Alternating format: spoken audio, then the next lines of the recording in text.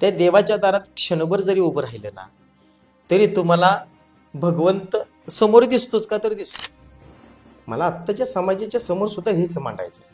ज्यावेळी बालपण असतं त्यावेळी मुलांच्यावर तुम्ही जर चांगले संस्कार केले तर ती मुलं खरंच भविष्यात चांगली घडतील, अध्यात्म वारसा चालवतील, तुमच्या संस्काराचं मोती कुठंतरी चांगल्या समाजापुढे देण्याचं काम करतील. शैक्षणिकदृष्ट्या आणि आध्यात्मिकदृष्ट्या तुमची जर उंची वाढवायची असेल तर तुम्हाला ज्ञान मिळवावं लागेल. आणि जर ज्ञान तुम्ही मिळवलं तर ज्ञान कशातनं मिळवावं लागेल तर तुम्ही संतांचे विचार ऐका, संतांचं कार्य ऐका. संत तुम्ही खोलपर्यंत जाऊन संतांचे विचार बघा, त्यांच्या अडचणी, त्यांचे प्रसंग, ह्या सगळ्या गोष्टीची तुम्ही निगडीत व्हा. तुम्ही एवढं शिक्षण घ्या, कारण शिक्षण घेतल्याशिवाय भविष्यामध्ये तुम्ही कोणत्याही क्षेत्रात गेला तरी प्रगती करू शकत नाही. की जोपर्यंत आपण बोलत नाही ना तोपर्यंत आपली व्हॅल्युएशन 0 आहे. मंडळी, रामकृष्ण हरी. संत परंपरेने प्रेरित होऊन अध्यात्म, भक्ती आणि समाज जागृतीसाठी ज्यांनी आपलं जीवन समर्पित केलं असे श्री दीपकजी दाभाडे महाराज हे एक प्रखर कीर्तनकार आणि समाज प्रबोधनकार आहेत. आज आपण या मुलाखतीतून वारकरी संप्रदायातील त्यांचा अनुभव, त्यांची जीवनशैली आणि समाजासाठीचं त्यांचं योगदान याविषयी त्यांच्याकडून जाणून घेणार आहोत. चला तर आपल्या संवादाला सुरुवात करूया. गुरुजी, रामकृष्ण. रामकृष्ण. सर्वात प्रथम आमच्या प्रेक्षकांना तुमचा परिचय करून द्या. सर्वांना माझा रामकृष्ण हरी. मी हरिभक्तपरायण दीपक दाभाडे महाराज रिसवड, संत कृपा वारकरी सेवक संघ महाराष्ट्र राज्य कार्यान्वित असलेल्या सेवक संघाचा मी सन्माननीय संस्थापक अध्यक्ष. आपणा सर्वांचं खरंच स्वागत करतो. तर गुरुजी, तुमच्या बालपणाबद्दल आणि आध्यात्मिक मार्गावर जाण्याचं नेमकं कारण काय? आता खेडेगावाच्या दृष्टीनं शहरी वागणूक आणि खेड्यातली वागणूक याच्यामध्ये फरक राहतो. फरक असा की खेड्यामध्ये ज्यावेळी आपण बालपण घालवत असतो त्यावेळी खेळण्याचं, बागडण्याचं बालपण असतं. आणि त्या बालपणामध्ये आपण एवढे हट्टी असतो की आपणाला या क्षेत्रात गेलं किंवा या संबंधी तुम्ही कार्य केलं तर तुमचं कुठंतरी भविष्यात चांगलं होईल, अशा सगळ्या गोष्टी ह्या ऑलरेडी त्या अज्ञान असतात मुलांना. माझ्या बालपणामध्ये सुद्धा तेच झालं. खेळकर खोडकर स्वभाव आणि महत्वाची एखादी गोष्ट ज्यावेळी मनात घेऊ त्यावेळी ती शेवटला न्यायची ही पहिल्यापासूनची आवड. आणि आईवडिलांनी जे संस्कार केले त्या संस्काराच्या दृष्टीने सुद्धा तेच. आता बालपण जात असताना मुळात आमच्या घरी म्हणजे आमच्या वडिलांना संगीत विषयाची खूप आवड. आमची आई ज्यावेळी स्वयंपाक करत असायची, भाकरी थापत किंवा स्वयंपाक जेवणाचं जे काय असेल ते, त्यावेळी आमचे वडील त्या ठिकाणी अभंग गायचे, जुने जी गीतं त्यांना आवडायची ते गायचे. आणि तो प्रभाव आईला असं वाटायचं की माझे मिस्टर म्हणजे माझे पती जर एवढे गात असतील चांगले तर माझ्या घरातील कुटुंबातील सुद्धा एखादा मुलगा ह्या संगीत क्षेत्रामध्ये गेला पाहिजे. म्हणून आई काय करायची, वडील बाहेर गेले कुठं की ती मला जवळ घ्यायची. आम्ही 4 बहिणी भावंड, त्यामध्ये आमची सिस्टर मोठी, तिला पाटण तालुक्यामध्ये दिली. शिक्षण परिस्थितीनुसार शिक्षण जास्त घेता आलं नाही तिला. मग 2 नंबर मी, माझ्या नंतरचा जो बंधू आहे तो सुद्धा आता व्यवसाय चांगला करतोय. 4 नंबरचा बंधुराज आहे तो फायनान्समध्ये मुंबईला असतो. आणि या आमच्या 4घांच्या फॅमिलीमध्ये धार्मिकतेच्या दृष्टीने जर विचार केला तर सगळ्याचा कल माझ्याकडेच होता. कारण मी असा एक व्यक्ती होतो लहान बालपणामध्ये की एखादी वस्तू जर समोर आली तर त्या वस्तूवरती आघात केल्यानंतर तो काय वाचतंय म्हणजे काय वाचतो अशा पद्धतीचे विचार सारखे डोक्यात यायचे. मग ती आई म्हटली हाच एक असा संगीत क्षेत्रातील एक मुलगा चांगला तयार होईल, म्हणून तिनं माझ्यावरती फोकस केला. मग ते स्वयंपाक करत असताना मला मुळात हे सांगायचं आहे, आईचे वडिलांचे संस्कार कसे असतात. स्वयंपाक करत असताना आई अभंग गुणगुणायची. आता जुन्या लोकांचे म्हणजे ओव्या हे गायन त्यांचं एवढं काय परिपूर्णतेनं नसायचंच. मग आई एखादा अभंग गुणगुणायची, मला म्हणायची बाळा म्हण बरं तुला येतंय का बघा. मग मी म्हणण्याचा प्रयत्न करायचो. आणि जर चुकलं तरी आई मला म्हणायची, नाही नाही तुला छान येते, तू अजून तर थोडासा प्रयत्न केला तर चांगलं तू म्हणशील. मला सांगायचं एवढं तात्पर्य याच्यातून आहे की जी चांगली गोष्ट असते ती आपली आई आपल्याला नक्की सांगत असते. आपण ते संस्कार घ्यायचे का न घ्यायचे हे त्यावेळी त्या आई वडिलांनी ठरवायचं असतं की आपण जे मुलांना देतोय ते योग्य देतोय की नाही.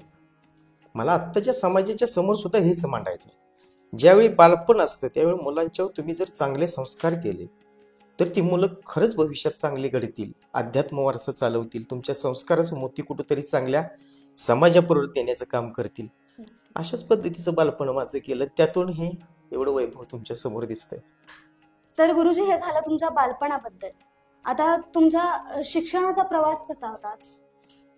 हा, आता शिक्षणाचा प्रवास जर म्हटलं तर पहिल्यापासून वाचनाची खूप आवड, छंदच एक असायचा. आणि सगळ्यात महत्त्वाची गोष्ट मला त्यावेळेला इयत्ता पहिलीत असताना आम्हाला जाधव गुरुजी म्हणून एक शिक्षक होते शहापूरचे. तर जाधव गुरुजींचं जे बोलणं होतं ते एवढे प्रखर असायचं. ते म्हणायचे, तुम्हाला एखादं काम करत असताना जर तुम्हाला भविष्यात खूप अडचणी येतात, एखादं म्हणजे आता तुम्हाला जर मी एक प्रश्न दिला की मुलांनो माझी शाळा या विषयावरती काहीतरी तुम्ही 2 शब्द लिहा, असं ज्यावेळी सांगतात त्यावेळी तुम्ही पहिली गोष्ट डोक्यात ठेवायची की माझी शाळा हे ध्येय तुमच्या समोर दिलं, पण त्या ध्येयापर्यंत जात असताना तुम्हाला काय साधनं वापरावे लागणार आहे, एक बुद्धीचा विचार करावा लागेल. म्हणजे अशा काही गोष्टी असतात ज्या कल्पना आधी आपण तयार करायची आणि त्याच्यानंतर माझी शाळा हा निबंध लिहायचा. मग त्या गुरुजींनी ते सांगितले, ते डोक्यात फिट्ट बसलं की मुळात आपल्याला ध्येय लक्षात ठेवलं पाहिजे आणि ध्येयाकडे जात असताना त्याची साधने जे काय आहेत ती साधनं आपल्या डोक्यात पण राहिली पाहिजे, तेव्हा तुम्ही ध्येयाजवळ जाता. आणि असंच बालपण करत ही गोष्ट पहिल्यांदा सरांनी आवडली आणि आवडल्यानंतर पुन्हा मग शालेय जीवनामध्ये संगीत हा विषय माझा प्रिय असल्या कारणानं मग शाळेच्या समूहगीत गायन असेल, विविध गुणदर्शन असेल, त्यामध्ये सादरीकरण असेल. आणि हे करत असताना अचानक इयत्ता 7वीत असताना आम्हाला गुरुजी म्हणजे विश्वनाथ विठ्ठल गुरु, माझं नाव पण अजून लक्षात आहे गुरुजींचं, गेले ते स्वर्गवासी झाले. त्या गुरुजींचं हस्ताक्षर एवढं सुंदर होतं की मी विचार करायचो की सरांना हे एवढं सुंदर हस्ताक्षर काढण्यासाठी किती वर्ष घालवावे लागले असतील आणि एवढ्या ह्याच्यातून सर आता मला काहीतरी देण्याचा प्रयत्न करतायत, मग मला काय येऊ शकत नाही, हा मनाला एक मी प्रश्न विचारला. आणि सरांना म्हटलं, सर मला गुरुजी मला सुद्धा असा हस्ताक्षर काढण्याची आवड आहे, मला तुम्ही काय करू शकता. ते म्हणले, सोपं आहे, ज्यावेळी म्हटले तुझ्या मनात आलं त्यावेळी ते सक्सेस होणार, येस होणार, असं सरांनी त्यावेळी गुरुजीने मला सांगितलं. आणि मी त्या पद्धतीनं प्रयत्न केला आणि तो प्रयत्न माझा असा सफळ झाला की 7वीमध्ये असेल, 8वीमध्ये असेल, 9वीमध्ये असेल, 10वीमध्ये असेल, प्राथमिक शाळेत सुद्धा सुंदर हस्ताक्षरामध्ये माझा म्हणजे शाळेमध्ये पहिला नंबर आला. आणि ज्यावेळी श्री शिवाजी हायस्कूल विद्यालय मसूरला मी ज्यावेळी ऍडमिशन घेतलं 8वीला, त्यावेळी सुद्धा ह्या कलागुणांना वाव देण्यासारखे शिक्षक सगळा मिळाला, मला भेटले. त्यांनी चांगलं मार्गदर्शन केलं आणि ते म्हटले, समूहगीत गायनाला तुम्हाला जिल्हा स्तरावरती तुम्हाला जावं लागेल, मुलांनो चला. तर मी जरा थोडासा हिरमूस या गोष्टीनं होतो की ज्या गाडीनं जायचं होतं प्रवास करून आपल्याला जिल्हास्तरीय, त्या गाडीला द्यायला पैसे नव्हते माझ्याजवळ अक्षरशः. म्हणून मी शांत बसलो होतो. सर आले, सरांनी विचारलं मला की अरे दीपक, एवढा चांगला तू कलाकार आहेस, सगळ्यांनी तुझी निवड केली, तू काय येऊ शकत नाही. मला सांगणं सुद्धा अवघड वाटत होतं कारण 10वी पर्यंतचं शिक्षण मी एका वहीत केलं. परमार्थ आपण म्हणतो तेवढा सोपा नसतो कधी, आणि हे ज्यावेळी आपण भोगतो त्यावेळी आपल्या लक्षात येतं की परमार्थामध्ये किती खडतर राहते. अक्षरशः सरांनी मला विचारलं तुझी अडचण काय, मी सांगू शकत नव्हतो कारण एका वहीमध्ये जुन्या वह्यांची पानं काढायची आणि एका वहीमध्ये तयार करून ठेवायची. माझ्याकडे एक वही अजून घरी, त्यातली एक मी आवर्जून आठवण म्हणून ठेवली. मग त्या वहीमध्ये सगळे मग निबंध असेल, गृहपाठ वह्या असतील, रेग्युलरचं लेक्चर्स असेल, ह्या सगळ्या गोष्टी त्या वहीत लिहून ठेवलेल्या. हे सरांना माहीत होतं. मग सरांनी विचारलं, तू काय येत नाही एवढा चांगला कलाकार आहेस? तर मी म्हटलं, सर सांगूही शकत नाही आणि बोलूही शकत नाही, पण सरांच्या समोर, गुरुजींच्या समोर आपणाला ह्या गोष्टी बोलणं गरजेचं आहे. मी म्हटलं, मला बसला ती जी गाडी आपण ठरवली त्या गाडीनं यायला मला पैसे नाही आहेत आणि मी तुम्हाला कोणाला बोलू शकत नाही की तुम्ही पैसे भरा म्हणून माझे. मग सरांनी जवळ घेतलं, मला एक सांगितलं, बाळा आपल्या ज्या वेदना असतील, आपले जे प्रश्न असतील, हे आपण जर पुढच्या समाजाला बोललो नाही, पुढच्या व्यक्तीला जर बोललो नाही तर आपणाला यश मिळत नाही. तू जर ही गोष्ट जर सांगितलीस तर नक्की त्याच्यावर काहीतरी मार्ग निघेल. त्यावेळी एक गोष्ट लक्षात आली की मी सरांना बोललो, सरांनी पैसे माझे भरले, आम्ही गेलो आणि स्पर्धेमध्ये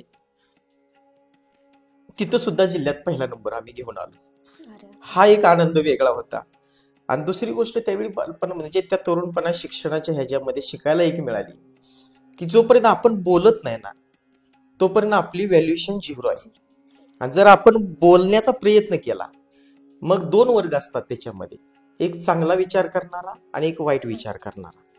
मग आपण जर चांगल्या विचारानं जर चाललो असेल तर वाईट विचार करणारे आपल्याला कुठेतरी अडथळे आणण्याचा प्रयत्न करतात, आणि वाईट जर विचार केला तर आपण परमार्थीच्या लायकीच नाही, असं आपण सरळ म्हणू शकतो. मग मी चांगले संस्कार सरांचे, शिक्षकांचे, सगळ्यांनी मला चांगलं सहकार्य केलं. 10वीचं शिक्षण झालं. 10वीचे शिक्षण घेत असताना माझा नावडता, आता सगळ्यांच्या आवडी निवडी असतातच, तशी माझी एक आवड होती, मराठी विषय माझा चांगला होता आणि भविष्यात कुठंतरी आध्यात्मिक क्षेत्राकडे जाण्याचं माझं विचार चालले होते माझे. म्हणून मी हिंदी हा विषय ड्रॉप करून मी संस्कृत हा विषय घेतला आणि संस्कृत विषयामध्ये विद्यालयामध्ये प्रथम आलो. आणि त्याचा आता मला आध्यात्मिकदृष्ट्या फायदा होतोय का तर होतोय. पण हे करत असताना मला एकच सांगू इच्छितोय की तुम्ही एवढं शिक्षण घ्या, कारण शिक्षण घेतल्याशिवाय भविष्यामध्ये तुम्ही कोणत्याही क्षेत्रात गेला तरी प्रगती करू शकत नाहीये. म्हणून शिक्षण हा विषय सगळ्यात महत्त्वाचा ठेवला पाहिजे, आणि तो जर ठेवला तर भविष्यात आपल्याला कसलाही अडचणी येत नाहीत किंवा भगवंत येऊनच देत नाही. फक्त आपली वाटचाल त्या पद्धतीनं पाहिजे. जर आपली वाटचाल त्या पद्धतीनं नसेल तर शिक्षण क्षेत्रात आपण किंवा कोणत्याही क्षेत्रात आपण तसं उभंच राहू शकत नाही. तर गुरुजी, हा झाला तुमचा शिक्षणाचा प्रवास. पण त्यानंतर तुम्ही त्याच्यानंतर शिक्षणात काय केलं? म्हणजे नोकरी निवडली की आणखी काय? हा आता सर्व्हिसच्या दृष्टीनं जर विचार केला, नोकरीच्या दृष्टीनं, कारण मला त्याची गरज होती, खूप गरज होती. कारण शैक्षणिक प्रवास करत असताना 10वीत मुळात गणित आणि इंग्लिश हे माझे नेहमीचे नावडते विषय ते गेलेच. दोन्ही विषयामध्ये फेल झालो. माझ्याबरोबर जी मुलं होती ती सगळी पास झाली. त्या वर्गामध्ये 10वीच्या आम्ही दोघंच नापास झालो, मी आणि एक मित्र होता. त्या मित्रानं त्याच्यानंतर शाळा सोडून दिली. पण माझ्या डोक्यात अशी गोष्ट होती की आता जर आपण शाळा जर सोडून काय करायचं म्हटलं तर आपण करू शकत नाही. म्हणून रिपीटरचा फॉर्म भरला. असे मी किती वेळा फॉर्म भरले, 9 वेळा फॉर्म भरले मी, तरी मी उत्तीर्ण झालो नाही. हा प्रवास 10वी पर्यंत नापास असण्याचा माझा. आता तुमच्या मला प्रश्न असा निर्माण होत असेल की जर तुम्ही 10वी नापास असाल तर तुम्ही शिक्षक कसं काय झाला, ही एक कोडच न सुटणार आहे. मग त्याच्यानंतर मग असा विचार केला की 9 वेळा जर परीक्षेला बसून मी उत्तीर्ण होऊ शकत नाही तर आता आपल्याला काहीतरी हालचाल केली पाहिजे. कारण घरची परिस्थिती अशी बेताची होती की कष्ट केल्याशिवाय, रोजगार केल्याशिवाय घरी कोणतीच गोष्ट आपल्याला येणं अशक्य आहे. आणि मी घरातला कर्ता पुरुष म्हणजे मोठा मुलगा, त्या नात्यानं माझ्यावरती जबाबदारी होती बहिणीच्या लग्नाची, 2 भावांच्या लग्नाची. दुसरी गोष्ट आपलं स्वतःचं व्यक्तिमत्व सिद्ध करण्याची जबाबदारी आहे. मग त्यानंतर म्हटलं काय करा, म्हणून मी मुंबईला गेलो व्यवसाय काहीतरी करण्यासाठी. म्हटलं जाऊयात मुंबईला, मित्रांच्या नादानं गेलो. मुंबईला गेल्यानंतर त्या ठिकाणी मला ते नाव अजून आठवतंय, कनसे ट्रान्सपोर्ट म्हणून एक सिमेंटची गोडाऊन असतात. त्या गोडाऊनमध्ये गाड्या, 4 व्हीलरच्या गाड्या, ट्रक असतात. त्या ट्रकवरती मी क्लिनर म्हणून मी काम केलं आणि 6 महिने काम केलं. पण गंमत अशी की तिथं आता खानावळ लावायची, जेवण करायचं म्हटल्यानंतर सगळेच प्रॉब्लेम, तिथं काहीच करू शकत नाही ना तिथं. कारण खेड्यातून जो मुलगा तिथं जातो मुंबईसारख्या ठिकाणी, शहरासारख्या ठिकाणी, त्याला ते नवीनच असतं. म्हणजे त्याचं काही लगेच मन लागेल अशी गोष्ट नाही. आणि मुळात मला तिथं गायडन्स करणारा किंवा माझी काळजी घेणारा तिथं कोणच नाही ना. फक्त एकच होतं की मला एक नाव मिळालं होतं की कनसे ट्रान्सपोर्ट, या कनसे ट्रान्सपोर्ट मधला अमुक तमुक हा क्लीनर. एवढीच माझी ओळख होती, माझं नाव माहित नाही, काय नाही. मग त्या ठिकाणी मी काम चालू केलं. 1500 रुपये पगार मिळायचा मला. आता विचार करायचो 1500 रुपये मध्ये आपण काय करू शकतो. तर घर भाडं भरू शकत नाही, खानावळ करू शकत नाही. आणि खानावळीचा जर विचार केला ताई, तर एखाद्या आता जसं आरोपीला जसं जेवण मिळतं ना, अशा पद्धतीचं जेवण. आता जेवणाचं कधी आपण हे करायचं नाही, अन्नदाता सुखी भव असं नेहमीच म्हणतो आपण. मग असे लय प्रश्न होते. 5 चपात्या जर असतील तर त्याच्याबरोबर आमटी असायची. ती ज्यावेळी डब्यात बांधून आम्हाला दिली जाते, दुपारच्या वेळेला ज्यावेळी आपण तो डबा जेवणासाठी सोडायचो, त्यावेळी त्याचा अक्षरशः काला व्हायचा, म्हणजे असा गोल लाडू केल्यासारखा त्या चपातीचा. मग ते सुद्धा सहन केलं, कारण की पाठीमागं परिस्थिती होती, पाठीमागं हे अध्यात्म होतं, वेगवेगळ्या क्षेत्रात आपल्याला पाऊल टाकायचं होतं, शिक्षण कमी, 10वी फेल, काय करावं अशी परिस्थिती. आणि त्यात असा भर पाऊस होता. ती घटना मला आठवते. पाऊस होता खूप, म्हणजे पावसाळ्याच्या दिवसामध्ये. आणि गाडी अशी, आमची सिमेंटची गाडी अशी निघाली होती एका पार्टीपाशी उतरायला, म्हणजे गाडी सिमेंट खाली करायला. मग जात असताना रस्त्यालाच हायवेला त्या ट्रकचा टायर फुटला. आणि टायर फुटल्यानंतर गाडी काय पुढे जाणार, गाडीत एकतर लोड वजन होतं. मग ड्रायव्हरांनी मला सांगितलं, पप्पू म्हणून एक नाव होतं, आता त्यांचं नाव नाही पण पप्पू त्यांना म्हणायचे. मग ते मला म्हटले उतरा आणि तेवढं टायर खोला. आता मी खेड्यातला माणूस, मला त्या टायराची माहिती नाही. फक्त एकच होतं माहीत की सकाळी जायचं संध्याकाळी यायचं. ती बाकी भरणारी, माल भरणारी ती लोक होती. पण ठीक आहे, प्रसंग असा समोर होता. उतरलो. आता ते गाडी उचलायची म्हटल्यानंतर त्याला जॅक लावावा लागतो. आता त्याचाही अनुभव नाही. मग 1-2 मित्र रस्त्यानं जाणारे लोकांना बोलवलं, मित्र झाला ना, जो आपल्या सहकारी मदतीला येतो तो मित्रच. त्यांना बोलवलं, म्हटलं मला जरा इथं मदत करा. त्यांनी मदत केली. तो टायर खोलला. वय माझं साधारण 16 वर्षाच्या आसपास, 16-17च्या आसपास असेल. अक्षरशः तो नट खोलत असताना त्याचा जो पाना जो असतो ते अशा माझ्या डोक्यात लागला. त्यावेळेला 10 मिनिटं तिथं म्हणजे असं चक्कर आल्यासारखं पडलो. ड्रायव्हर काही गाडीतून उतरला नाही. त्याच्यानंतर त्या लोकांनी उठवलं मला, पुन्हा बाजूला बसवलं. टायर त्यांनी ड्रायव्हरला शिव्या दिल्या आणि खाली उतरवला. म्हटले उतरा, ते किन्नर तुमचा पडलाय, म्हटलं तुम्ही बसलाय का. मग त्यांना बोलवलं, ती झालं. मग त्या गाडीचं झालं. त्यावेळी एक डोक्यात काय विषय आला की आपण 1500 रुपयेसाठी किती त्रास घेतोय. ही आपली वेद नाही, पण असे असंख्य मुलं असतील की जे मुंबईसारख्या ठिकाणी खेड्यातून आलेत, ते आपला उदरनिर्वाह करण्यासाठी, आपल्या कुटुंबाचा उदरनिर्वाह जोपासण्यासाठी या मुंबईसारख्या ठिकाणी, या शहरासारख्या ठिकाणी येतात. मग मला एवढा त्रास झाला वैयक्तिकदृष्ट्या, पण माझ्यासारखी अशी असंख्य मुलं आहेत की त्यांना किती त्रास होत असेल हा विचार केला. अक्षरशः त्या दिवशी मी आजारी पडलो. आईला फोन केला.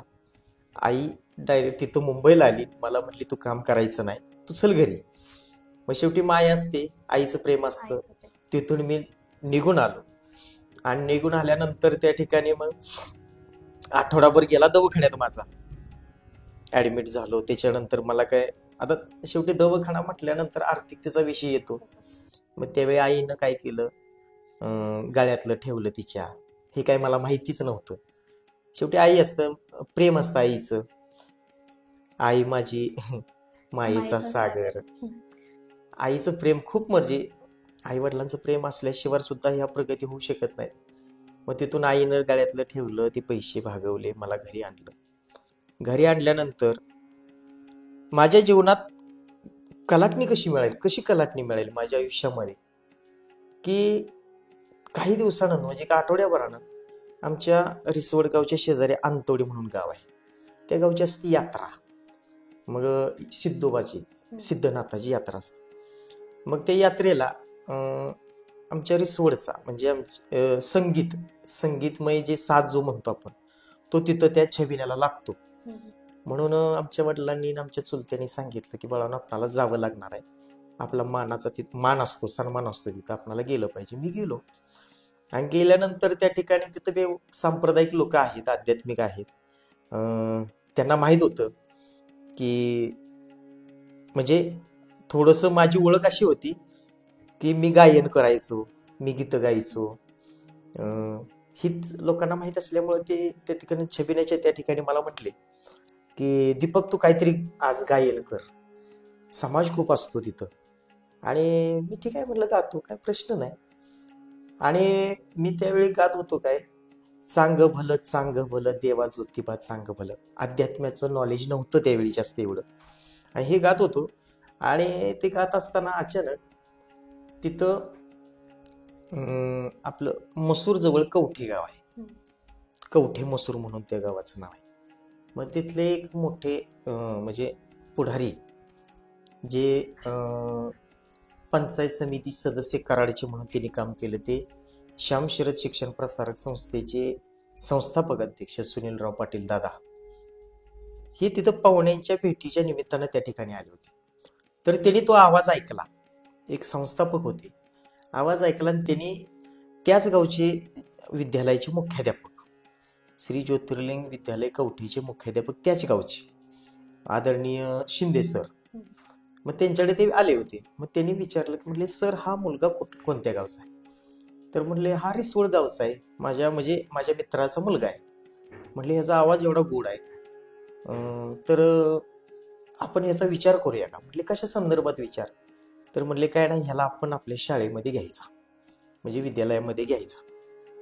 तर त्यांनी सांगितलं, त्या सरांनी, मुख्याध्यापकाने, घ्यायचं म्हणताय तुम्ही, ठीक आहे, पण प्रश्न असा आहे की तुम्ही एखाद्या गोष्टीची जर त्याच्याकडून अपेक्षा जर केली आर्थिकदृष्ट्या, तर ती तितकेशी त्याच्याकडून मिळेल ह्याची गॅरंटी नाही, असं सांगितलं. म्हटले, मला पैशाची गरज नाही, मला काही नको, त्याच्याकडे जे गुण आहेत ना, ते गुण माझ्यासाठी महत्वाचे. कारण तो व्यक्ती, तो मुलगा आपल्या शाळेला जर आपला एक कर्मचारी म्हणून लाभला, तर आपल्या शाळेचं भविष्य हे उज्ज्वलतेच्या दृष्टिकोनातून नक्कीच जाणार आहे. असाच त्या दादांनी, म्हणजे त्या साहेबांनी आणि मुख्याध्यापकांनी काही विचार केला, आणि त्यांनी मला बोलवलं. गीत झाल्यानंतर आपला कार्यक्रम सुरू होता, मला घरी बोलवलं. मी गेल्यानंतर ते आता एवढी मोठी व्यक्ती पहिल्यांदाच पाहिलेली. आपण आमदारांना, खासदारांना गाडीतून जाताना बघतो, लांब लांब उभं राहून शिट्ट्या मारतो, टाळ्या वाजवतो, एवढंच पाहिलेलं. पण प्रत्यक्ष एक मोठा व्यक्ती समोर बसलाय आणि त्याच्या समोर आपण बसलोय, काय बोलायचं सुचत नव्हतं, काय विचारायचं, काय सांगायचं कळत नव्हतं. मग त्याने मला प्रश्न केला, बाळा तुझं नाव काय? म्हटलं, मी दीपक. म्हणले, गाव कोणतं? रिसवड. बर. म्हणले, तुझी कला चांगली आहे, तुझं गाणं मगाशी म्हटलेलं ते आम्ही ऐकलं, तुला अजून काय काय येतं? म्हणलं, येतं भरपूर, असं काय काय येतं, पण जे प्रॅक्टिकली गेल्याशिवाय सांगताच येत नाही ना. म्हणजे समोर एखादी वस्तू असली, आता जर मला गायन करायचंय, तर माझ्या समोर काहीतरी पाहिजे ना, ती सिस्टीम पाहिजे, त्याच्याशिवाय होणार नाही. म्हणजे मी आपलं असं बिनधास्त बोललो, जरा थोडंसं हायचं वाटलं की काय नाही, माणूस आपल्या परिचित आहे, चांगला आहे, मी चांगले विचारताय. मग त्यावेळी त्यांनी सांगितलं, उद्या येऊन माझ्या ऑफिसला भेट. त्या शिंदे सर म्हणून, आदरणीय Jijaba Maruti Shinde sir, MA BEd आहेत, साधा माणूस आहे, पण विचार उच्च आहेत, विचारसरणी खूप उंच आहेत.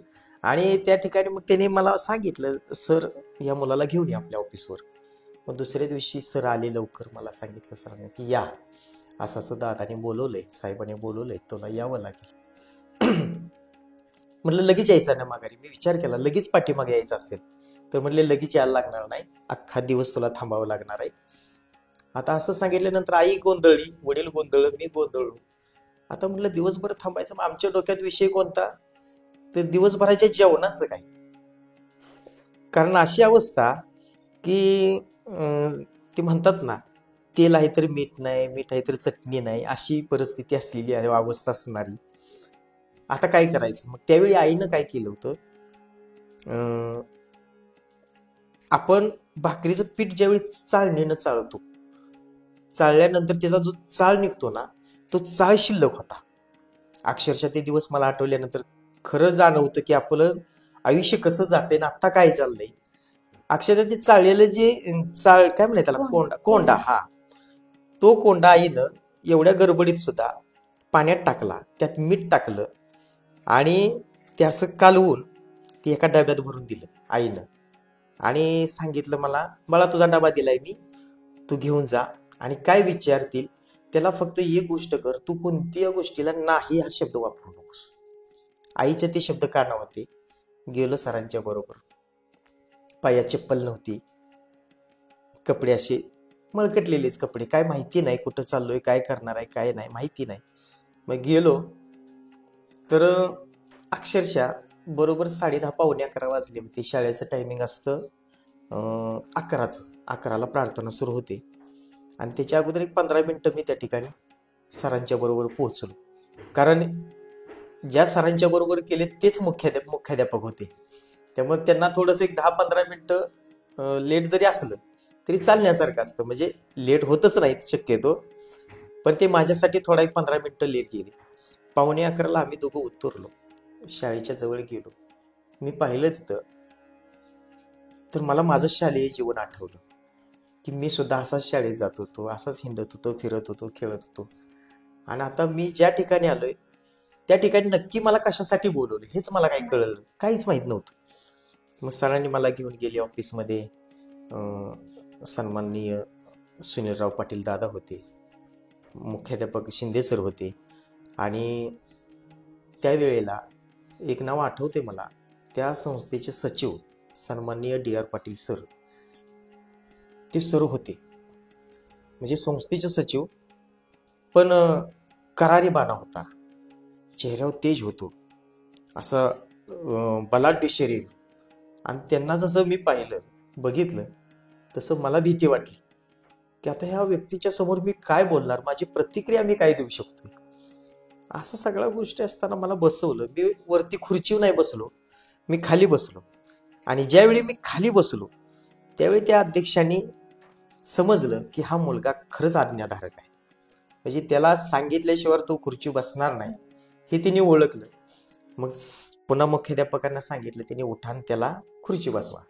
मग मुख्याध्यापक आले, मला खुर्ची बसवल्यानंतर सांगितलं आता प्रार्थना आहे, तू प्रार्थनेला राष्ट्रगीत वाजवायचं. मला म्हटलं त्यातलं येतच नाही, मला तसल्या शिक्षण म्हणजे तशा बाबतीत काही नॉलेजच नाही. नाही तू काय करतोयस आम्हाला बघायचं. मला सांगा, एखादी गोष्ट आपण शिकवल्यानंतर प्रत्यक्ष मांडणं आणि न शिकवता मांडणं ह्यात फरक आहे. तरी पण माझ्या समोर पेटी दिली, मुलं समोर आहेत, मुलं 500 मुलं समोर आहेत आणि त्या मुलांच्या समोर सगळे शिक्षक वृंद असा बाजूने उभं राहिलाय. मी त्यांच्या समोर पेटी आहे, पेटीच्या समोर मला उभं केलंय. मला काय करावं हे सुचत नव्हतं. आणि अशा परिस्थितीमध्ये फक्त एकच डोक्यात ठेवलं, आता इथं आलोय ना आपण, तर आपण इथून माघारी जायचं नाही. हा एक मनाशी निश्चय केला. आणि ज्या भगवंतावर खूप निष्ठा आहे, श्रद्धा आहे, शेवटच्या श्वासापर्यंत ज्या भगवंताला कधी विसरू शकत नाही, तो माझा पंढरीश पांडुरंग परमात्मा. त्याचं नामस्मरण केलं थोडंसं. काय माहित नव्हतं आपला कुळस्वामी कोणता आहे, कुळस्वामिनी कोणती आहे, कोणत्या देवाला गेल्यानंतर तुम्हाला देव पावतो, काय काय काय सुद्धा माहित नाही. फक्त आई वडिलांचं एकच विचार होते की गवळण म्हटली की हरी आला, गवळण म्हटली की कृष्ण आला, अभंग म्हटला तरी विठ्ठल आला.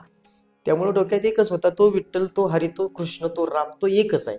म्हणून त्या भगवंताचं चित्र समोर असायचं आणि ते आज तागायत माझ्या समोरच आहे.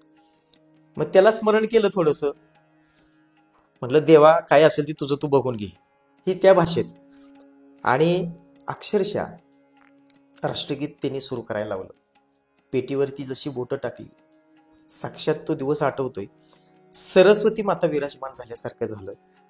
मी काय वाजवतोय, मुलं काय म्हणतायत हे मलाही माहित नव्हतं, पण माझ्या जवळची होती ती मंत्रमुग्ध झाली. आणि ज्यावेळी राष्ट्रगीत झालं, प्रार्थना झाली, आणि प्रार्थना अशी होती की त्या प्रार्थनेनं तर अख्खं आयुष्य बदलून जातं. असो तुला देवा माझा सदा नमस्कार, तुझ्या कृपेने रे होतील फुले मृत्तिकेची. म्हणजे अशी ती प्रार्थना.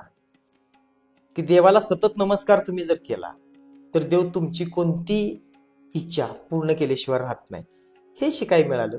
आणि त्यावेळेला राष्ट्रगीत झालं, प्रार्थना झाली, समूहित गायन झालं, उत्तम प्रार्थना झाली. आणि प्रार्थना उत्तम झाल्यानंतर एक पद्धत होती की सगळा कार्यक्रम संपला की टाळ्या वाजवायच्या. हे आमच्या शाळेत सुद्धा तसं काही नव्हतं. आम्ही प्रार्थना झाली की आम्ही आपलं पळत सुटायचो वर्गात. मग त्यावेळी ज्यावेळी त्या मुलांनी सगळ्यांनी टाळ्या वाजवल्या त्यावेळी मला असं वाटलं, ह्याला टाळ्या का वाजवत आहेत. मग त्यावेळी शिक्षकांनी सांगितलं की हा मुलगा आपल्या शाळेत संगीत शिक्षक म्हणून आजपासून काम करेल. मला ते काहीच जाणवतच नव्हतं. मी संगीत शिक्षक म्हणून काम करतोय की मी कोणत्या पोझिशन, कोणत्या पोस्टला आहे, काय काही सुद्धा माहिती नव्हतं. मग मला बी समाधान वाटलं. मी म्हणलं ठीक आहे ठीक आहे ठीक आहे. असं अक्षरशः असे दिवस निघून गेले. आणि त्यावेळी ते डी आर, मगाशी एक उल्लेख केला मी, संस्थेचं सचिव म्हणून डी आर पाटील सर.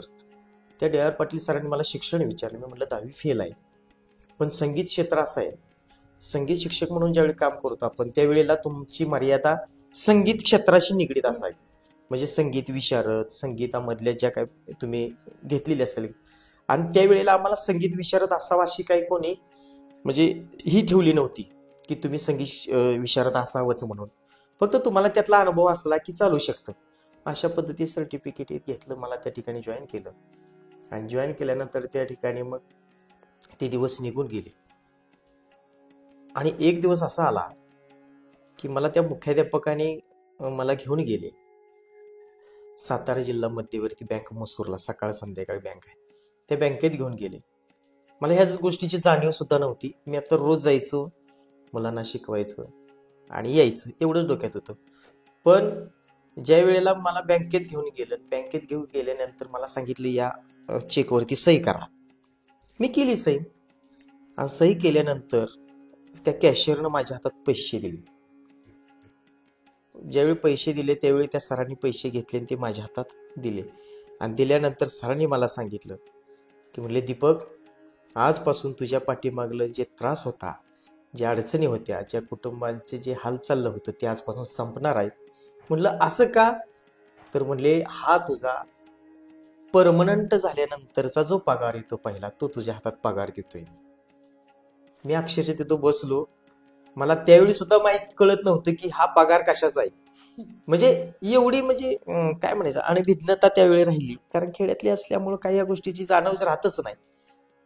मला सांगितलं सरांनी, हे पैसे घेऊन जा, देवाऱ्यावर ठेव. मी घरी आलो. आता खेड्यात देवारा तरी कुठला हो, कुठेतरी कोपऱ्यात 2 देव मांडलेले असायचे. मग त्यावेळी काहीच डोक्यात नव्हतं. मग आई वडील बसले होते, आई अप्पा बसले होते. मला सांगितलं होतं सरांनी की देवाऱ्यावर ठेव.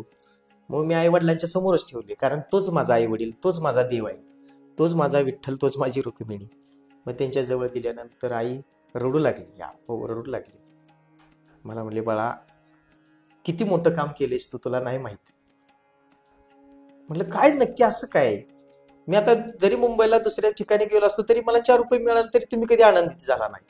आणि आज म्हटले मी असं पैसे तुम्हाला, आणि पगार किती होता त्यावेळेला? 2,500 रुपये. 500 रुपये अकाउंटला आणि 2,000 आणलेले. आणि पहिल्यांदा आई वडिलांनी एवढी मोठी रक्कम पहिल्यांदा जवळ आलेली पाहिली आई वडिलांनी. आणि त्यांना वेगळंच वाटलं, रडू लागले. तो प्रसंग वेगळा. म्हणजे आता जेवढा कधीत करू आता दिवस पुरायचा नाही, तसं जर बोलायला गेलं तर. मग ठीक आहे, झालं तो विषय. मला सांगायचं एवढं आहे की एक 10वी झालेला मुलगा, नापास झालेला मुलगा, परिस्थितीचं गांभीर्य लक्षात घेऊन कुठंतरी ह्या कलेच्या माध्यमातून असाच जगासमोर येण्यासाठी कोणाचे तरी मदतीचे हात असावे लागतात. आणि मदतीचे हात येण्यासाठी मुळात आपले विचार चांगले असावे लागतात, आपल्या घरचे संस्कार चांगले असावे लागतात. एवढ्या हजारो लोकांच्यातून त्या संस्थापकांनी, त्या मुख्याध्यापकांनी आपलीच निवड का करावी, हे बी भगवंताचेच कुठेतरी शुभ संकेत असावेत. भगवंताच्याच मनात काहीतरी असावे की आपल्याकडून चांगली काहीतरी भविष्यात चांगले सेवा घडून घ्यावी. आणि ताई, मला एक सांगू इच्छितोय मी की मी सर्व्हिसला लागलो त्यावेळी 18 वर्ष पूर्ण होण्यासाठी 1 आठवडा कमी होता. मला नंतर सांगितलं सरांनी की डॉक्युमेंट पूर्ण करण्यासाठी म्हटले 1 आठवडा थांबावं लागते आम्हाला. ही मोठी शोकांतिका आहे. मग 18 वर्ष पूर्ण झालं. त्यावेळी मग माझी लगेच ऑर्डर काढली, परमनंटची ऑर्डर काढली, पगार मिळाला, चांगलं झालं, सुंदर सुरू झालं. आयुष्याच्या ज्या गोष्टी आर्थिकतेच्या होत्या त्या सॉल्व्ह होत गेल्या. आणि ते करत असताना मनात एकच विचार आला की मला तारलं कोणी, तर माझ्या कलेनं तारलं, मला माझ्या संगीत क्षेत्रानं तारलं. तर आता जगायचं त्या संगीत क्षेत्रासाठीच, पण त्या संगीत क्षेत्रासाठी जगत असताना त्याच्या पाठीमागला जो मूळ हेतू, म्हणजे मूळ मुख्य माणूस जो असतो, म्हणजे जो देव आपण म्हणतो. आता समाज काय समजतो तो मला काय माहिती नाही, पण ज्या देवाकडे बघून आपण त्या संगीत क्षेत्रात आलेलो असतो, म्हणलं आता त्या देवाला सोडायचा नाही. कारण त्या देवानं एवढ्या कठीण परिस्थितीमध्ये सुद्धा मला एक मायेचा हात दिलाय आणि मला कुठेतरी योग्य मार्गावरती संगीत क्षेत्रानं मला आणून दिले. त्या देवाला मला सोडायचं नाही, म्हणून त्या भगवंताचाच हात धरला आणि सांगितलं, आता देवा, इथून पुढचं माझं जे आयुष्य आहे ते सगळं तुझ्या चरणावरती समर्पित.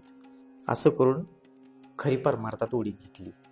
आणि परमार्थात येत असताना अशी खूप संकट असतात की आपण त्या गोष्टीचा विचारही करू शकत नाही. की मला बऱ्याच जणांनी विचारलं त्या काळामध्ये की आता तुम्ही शाळेत आहे, सर्व्हिसला आहे, मग तुम्ही तुमचं तेवढंच काम करणार, मुलांना घडवणं, ह्याच गोष्टी. पण आज जरी तुम्ही त्या शाळेत गेला, आता सर्व्हिस करतोयच मी, आता 20-22 वर्ष झाली त्याला, गेटमधून आत येणारा प्रत्येक मुलगा असेल, विद्यार्थी असेल, विद्यार्थिनी असेल, त्या गेटच्या तिथं त्या उमऱ्याला पाया पडून रामकृष्ण हरी म्हटल्याशिवाय आत येत नाहीये. ही माझ्या शाळेची एक मोठी अभिमानाची गोष्ट आहे. आणि ती तंतोतंत मुलांनी पाळली का, त्याच्यामुळे अशी गोष्ट घडली की मुलांच्यावर संस्कार घडले. मुलांनी रामकृष्ण हरी मंत्र जप कायमस्वरूपी मनात घेतला आणि मुलांच्यावरच परिणाम नाही झाला, तर त्या मुलांचे जे पालक म्हणून ज्यावेळी पालक मिटिंगला येतात त्यावेळी ते पहिल्यांदा सगळ्यांना म्हणतात रामकृष्ण हरी. म्हणजे हा बदल जर आपल्या एका व्यक्तीच्या विचारानं जर होत असेल, तर अशा गोष्टी सगळ्या शाळांमध्ये किंवा सगळ्या लोकांच्यात घडवण्याची ताकद आपणामध्ये एकच गोष्ट करू शकते किंवा एकच भगवंत करू शकतो, म्हणजे माझा पंढरीश पांडुरंग परमात्मा. हेच असं अशा पद्धतीचंच एक शैक्षणिक जीवन मग जगत आता चालू आहे माझं कार्य पुढं. काय तुमचं आई वडिलांवरचं, भगवंतावरचं, तुमच्या कलेवरचं प्रेम तुमच्या शब्दातूनच प्रकट होत आहे. बरोबर, नक्कीच. तर गुरुजी, एक शिक्षक म्हणून तुमच्या अध्यात्माचा प्रवास तुमच्या शिकवणीवर किंवा विद्यार्थ्यांवर कसा प्रभाव पडला? हा, आता ते सांगायचं झालं तर शाळेमध्ये आता विद्यालयामध्ये म्हटलं की वेगवेगळ्या विचारांची मुलं असतात. एका मुलावरती आपण चांगल्या पद्धतीनं कधी फोकस करत, म्हणजे एका मुलाकडे जर चांगल्या दृष्टीनं बघितलं तर दुसरा मुलगा म्हणतो, हा सर त्याच्याकडेच बघतायत बरं का, म्हणजे असं वादावाद होतील. पुन्हा लहान सुट्टी झाली, मोठी सुट्टी झाली की ती मुलं हट्टी असतात आणि ते यायची मला म्हणायचे, सर तुम्ही त्यांनाच फक्त त्याच मुलाला तुम्ही संगीताचं ज्ञान देताय, मला का देत नाही. म्हणून असे 2-3 केसेस झाल्या. मग मी पुन्हा असं ठरवलं, काय नाही, शाळा सुटते 5ला, 4 वाजता म्हटलं 4 ते 5 1 तास फक्त मुलांच्यासाठी द्यायचा. मग त्या वेळेला मुलांच्याकडून मग कुणाला गायनाची आवड असते, वादनाची आवड असते, ह्या गोष्टी त्यांच्याकडून आपण करून घ्यायच्या का तर घ्यायच्यात, हा एक अट्टास तयार केला. मग मुलांना कलागुणांना वाव मिळण्यासाठी आपण शेवटी शिक्षक या पेशामुळं आपणाला त्यांना वेळ देणं गरजेचं आहे, त्यांच्याकडून त्यांच्या कलागुणा जोपासणं गरजेचं आहे. मग त्याच्यामुळं मध्ये अशी काही टीम निवडली मुलांची की जे संगीत क्षेत्राशी कनेक्ट होऊ शकतात. मग त्यातनं मुलं निवडून घेणं, पण निवडून घेत असताना सगळ्यांचा अंदाज घेतला की आता ही 5 मुलं घेतली तर बाकीची काय म्हणतील, तर तो बी अंदाज घेतला. मग त्यातून प्रत्येकाची गायनाची पद्धत निवडली, चेक केली, प्रत्येकाला म्हणायला लावलं, हा तू सारे गम म्हण, तू गमपधनी म्हण. मग त्याच्यात ज्याचा आवाज चांगला आहे तो सिलेक्ट होतच आला, पण ज्याचा आवाज भांडा आहे किंवा काय त्याला प्रॉब्लेम येतोय तो सहज म्हणला, सर मला नकोय, त्यालाच घ्या. म्हणजे अशा पद्धतीची चाचपणी करत त्या मुलांच्या कलागुणांना वाव देण्यासाठी मी प्रयत्न केले. आणि प्रयत्न केल्यानंतर त्यात मुलं तयार झाली आणि आता शाळेचं नाव ते खूप मोठ्या म्हणजे यशाच्या शिखरापर्यंत नेण्यासाठी मुलं सज्ज आहेत, तयार आहेत. आणि इथून पुढे हे कार्य माझं असंच चालू राहणार आहे ह्यात तीळ मात्र शंका नाही. शिक्षण आणि अध्यात्म यांचा समतोल साधताना तुम्हाला कोणत्या आव्हानांना फेस करावं लागतं? हां, आता तसा जर विचार केला तर अध्यात्म शिकत असताना किंवा अध्यात्माची आवड निर्माण करत असताना शैक्षणिकदृष्ट्या तुमची उंची असावी का तर असावी. कारण अध्यात्म शिकत असताना आता हे विषय पुढे आपणाला येईलच. ज्ञान, भक्ती आणि वैराग्य या 3 गोष्टी जर तुमच्या जवळ असतील तर तुम्हाला अध्यात्म अजिबात अवघड जात नाही. कारण शैक्षणिकदृष्ट्या तुम्ही जर वाचन चांगलं ठेवलं तर तुम्हाला ज्ञान मिळेल, आणि ज्ञान जर चांगल्या पद्धतीनं तुम्ही घेऊ शकला किंवा जर घेतलं तर तुम्हाला भविष्यामध्ये कोणत्याही गोष्टीची अडचण येणार नाही. साधी गोष्ट ताई लक्षात घ्या, आपणाला जर मराठीसारख्या विषयामध्ये 100 पैकी जर 100 गुण मिळवायचे असतील तर आपणाला काय करावं लागतं, तर आपणाला अभ्यासच करावा लागतो. एखादा लेसन, एखादा धडा घेतला पाठ, तर त्या पाठावरती आपणाला सगळं चिंतन करावं लागतं, वाचन करावं लागतं, आणि त्यातनं पॉईंट काढतो आपण, मुद्दे काढतो की 1 नंबर 2 नंबर हा मुद्दा काढला की हे आपल्या लक्षात येते, ह्याचा सगळा सार. तशा पद्धतीनं तुम्ही जेवढं ज्ञान घ्याल, म्हणजे असे पॉईंट काढून त्या आयुष्यामध्ये जेवढं ज्ञान घेण्याचा प्रयत्न कराल, जेवढं घेताय त्याच्यावरती तुम्हाला अध्यात्मामध्ये कसलीच अडचण येत नाही. म्हणून शिक्षण करत असताना मुळात वाचनाची आवड होती माझी. वाचनाची आवड असताना मुळात म्हणजे आध्यात्मिक दृष्ट्याचा कल जर पाहिला माझा तर त्याला सुद्धा ही घटना कारणीभूत आहे. कारण मी सर्व्हिसला आहे, मी पेटी वाजवतो, गायन करतो, हे तिथं शाळेत माहीत होतं, पण माझ्या ग्रामीण भागामध्ये, माझ्या गावामध्ये हे कुणाला माहिती नव्हतं. म्हणून एका ठिकाणी एकादशीचं भजन होतं गावामध्ये, विठ्ठल मंदिरामध्ये भजन होतं. भजनाची वेळ होती 7 ते 9. मला त्यावेळेला काय जाता आलं नाही, पण 9च्या नंतरच एक भजन होतं, ते का आमच्या गावातले सद्ग्रस्त होते त्यांच्या घरी होतं. मग वडील मला म्हटले चल मी तुला घेऊन जातो. मग गेलो मी गावामध्ये, तर जुने जाणकार बसली, मग त्याच्यामध्ये वैकुंठवासी दिनकर बापू असतील, त्याच्याबरोबर गोड हार्मोनियम आणि वादन करायचे ते मुकुटराव इंगवले दादा असतील, अशी वयोवृद्ध लोक. आत्ता पंढरीनाथ नाना आहेत, महादेव गोविंद दिगंबरे आबा आहेत, ज्येष्ठ भजनी, खूप उत्तम आणि उत्तम रचना करणारी ती भजनाची. मग ही सगळी मंडळी होती, आणि त्या सगळ्या जुन्या लोकांच्या मध्ये मी एकटाच नवीन होतो, म्हणजे तरुण मुलगा. मी गेलो तर पहिली गोष्ट संतांनी एक शिकवण दिली की जातपात हा विषय, सर्व धर्म समभाव हा विषय डोक्यात ठेवूनच तुम्ही परमार्थ करू शकता, परमार्थिक कार्य करत असताना.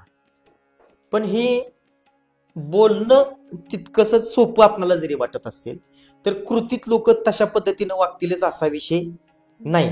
अजून जरी झालं तरी हा विषय समाजासमोर येतोय आणि येतच राहील, ह्याला काही म्हणजे कोणी अडवू शकत नाही, काय नाही.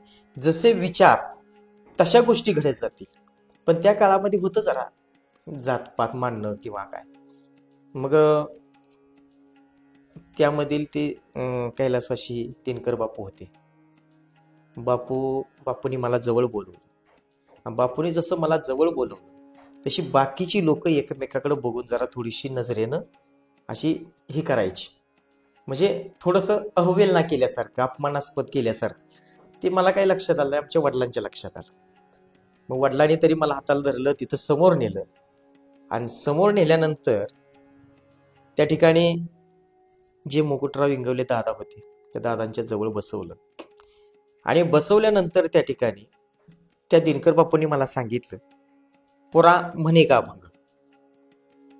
अक्षरशः 3 तासाचं भजन असतं. 3 तास मला पिटीला हात लावून दिला नाही, 3 तास मला काही गाऊ दिलं नाही, 3 तास मला टाळाला हात सुद्धा लावून दिला नाही. आणि ती एक मानसवी चीड माझ्या डोक्यात होती की शेवटी मी पण माणूसच आहे, तुम्ही पण माणूसच आहे. आपले भगवंताने जरी देह वेगवेगळे जरी दिले असतील तर आपल्यातला जो आत्मा आहे तो एक आहे. मग असं असताना भगवंतानं ही अशी तुलना का करावी, ही एक मनस्वी चीड डोक्यात होती.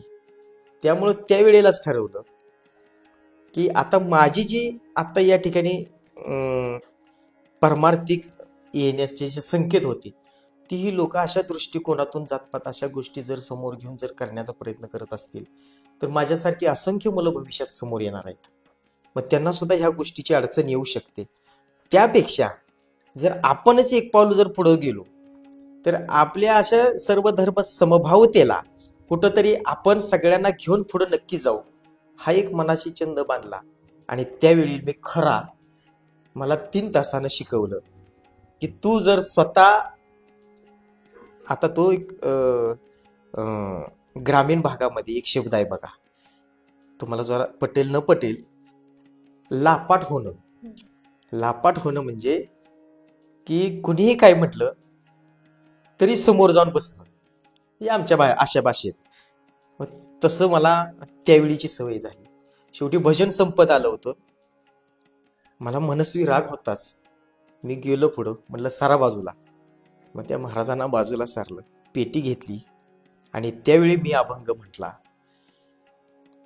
देवाची ये द्वारी उभा क्षणभर, तेने मुक्तीचारी साधी येले. हरिमुखे म्हणा हरिमुखे म्हणा, पुण्याची गणना कोण करी. त्या देवाच्या दारात क्षणभर जरी उभं राहिलं ना, तरी तुम्हाला भगवंत समोर दिसतोच का तर दिसतोच. म्हणजे अशा गोष्टी घडल्या. तो अभंग म्हटल्यानंतर त्यानंतर आज तागायत, आज वयाच्या 40व्या वर्षापर्यंत कधीच कुणी मला असं पाठीमागं सर परमार्थात कधीच म्हटलेलं नाही. त्यावेळी डोक्यात ठेवलं की शैक्षणिक दृष्ट्या आणि आध्यात्मिक दृष्ट्या तुमची जर उंची वाढवायची असेल, तर तुम्हाला ज्ञान मिळवावं लागेल.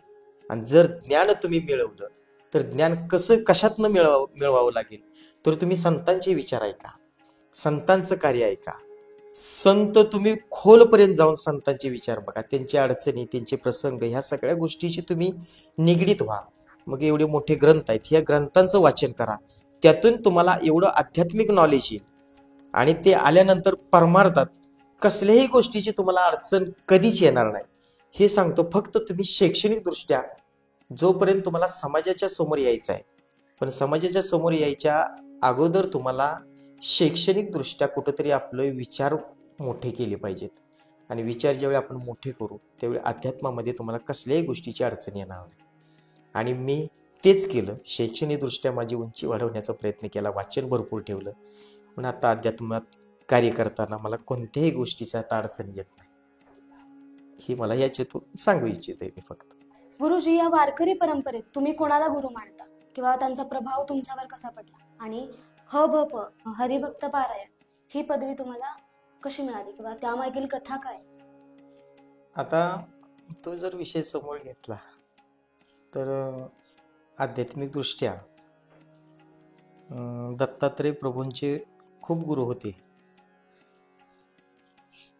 तर आता माझ्या दृष्टीने जर गुरूंचा हा विषय जर समोर घ्यायचा म्हटलं, तर जे जे चांगले ज्ञान आपल्याला ज्यांनी चांगल्या गोष्टी शिकवल्या, ते माझेच गुरुस्थानीच आहेत. ज्यांच्याकडून चांगले विचार आपल्याला शिकायला मिळाले, ते गुरुच. पण त्याच्यापेक्षा जास्ती जर मी मनापासून जर कोणाला मानला असला गुरु, तर माझ्या आई वडिलांना मानतो. कारण माझी पारमार्थिक वाटचाल तिथूनच सुरुवात झाली. ज्यावेळी संगीत क्षेत्रामध्ये मी आलो, आध्यात्मिक क्षेत्रामध्ये येण्याचा प्रयत्न माझा चालला होता, त्यावेळी मला ही संत परंपरा, मग ज्ञानेश्वर महाराज असतील, संत जगद्गुरु तुकोबराय असतील, सर्व संत मंडळी, आणि आता आपण ज्या वास्तव बसलोय ना, ही भूमी अशी आहे की संत सखूच्या पदस्पर्शाने पावन झालेली भूमी आहे. हा कराड तालुका म्हटलं की संत सखूच्या पदस्पर्शाने पावन झालेली भूमी. आणि ह्या भूमीमध्ये आध्यात्मिक टिकवण्यासाठी आपणाला योग्य पद्धतीचं मार्गदर्शन मिळणं गरजेचं असतं. त्याच्यासाठी गुरु चांगला पण म्हणतो की नाही, बळकट असावा, भक्कम असावा. तर आता कार्यक्रमाच्या माध्यमातून जरी आपणाला अध्यात्म पुढे चालवायचं असेल, तरी ह्या वारकरी संप्रदायाची एक अशा काही गोष्टी आहेत की ज्या नियमावलीनुसार चालाव्या लागतात. म्हणजे पहिला नियम कोणता राहतो, तर माळ घालणं. माळकरी झाल्याशिवाय तुम्हाला परमार्थामध्ये, मग त्याच्यानंतर जी काय बंधनं असतात वारकरी संप्रदायातली, जी थोर संतांनी आपल्या समोर मांडून दिली. तर आता त्यावेळी प्रश्न असा होता माझ्या समोर की आता जर अध्यात्मामध्ये जर आपल्याला पाऊल टाकायचं असेल तर मग त्याला गुरु करणं गरजेचं आहे. मग आता गुरु कोणाला करायचं, काय माहिती नाही, काय अनुभव नाही. मग त्या वारकरी संप्रदायामध्ये जी लोक होती त्या काळामध्ये त्यावेळी, त्यांना मी विचारलं की बाबा मला असं असं करायचं आहे.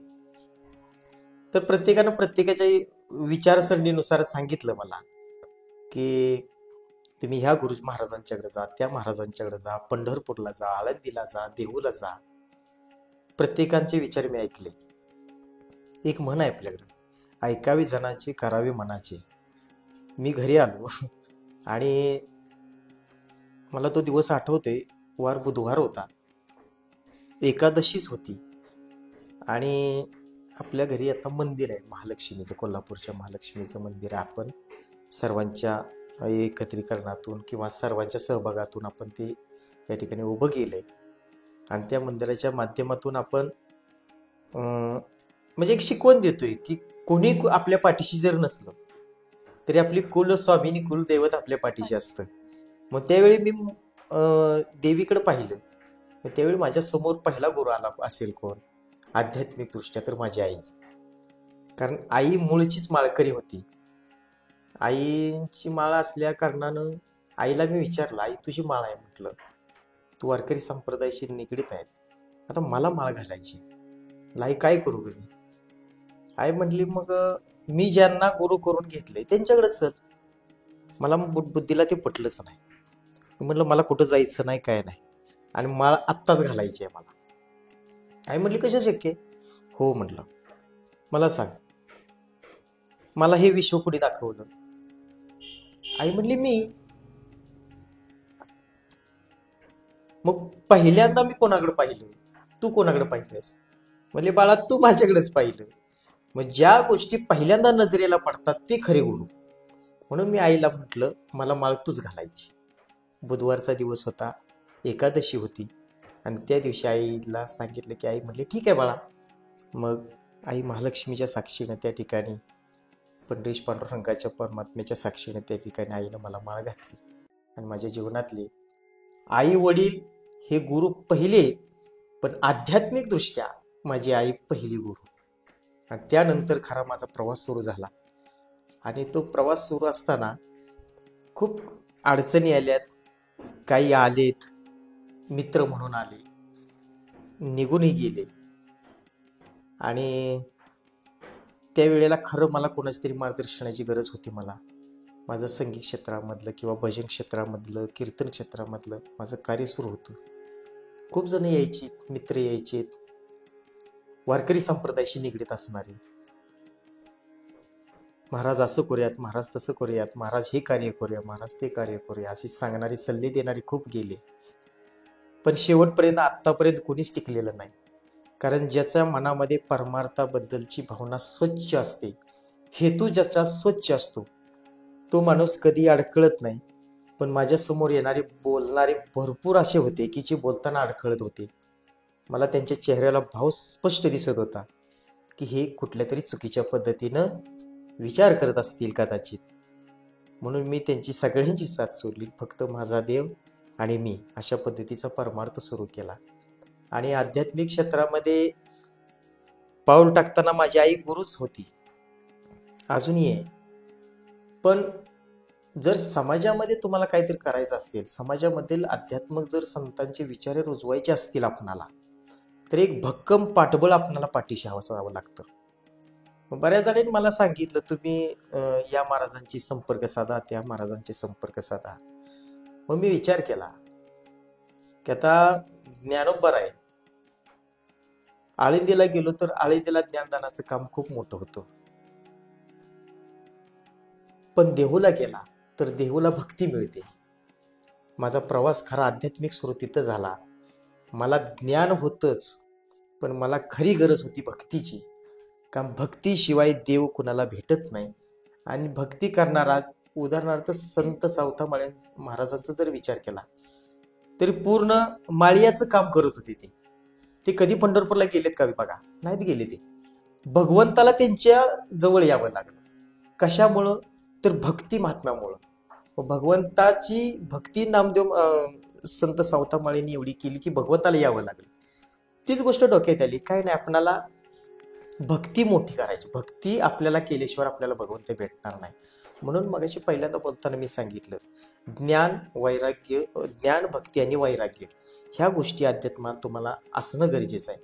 आणि मी त्या भक्तीचीच निवड केली. आणि भक्तीची निवड, भक्ती म्हणजे आता काय, तर भक्ती हा शब्द स्त्रीलिंगी आहे.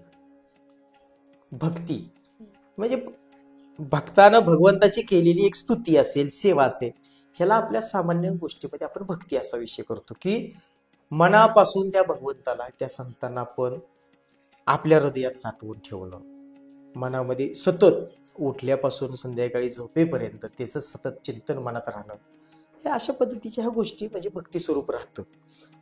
मग मी देहू निवडलं म्हणजे भक्ती मला काय घ्यायची होती. मग आता त्या क्षेत्रामधली जर माहिती घेऊन घ्यायची असेल तर आता चालू दृष्टिकोनातून आध्यात्मिक गुरु कोण भेटू शकेल आपणाला, हा विचार डोक्यात आला.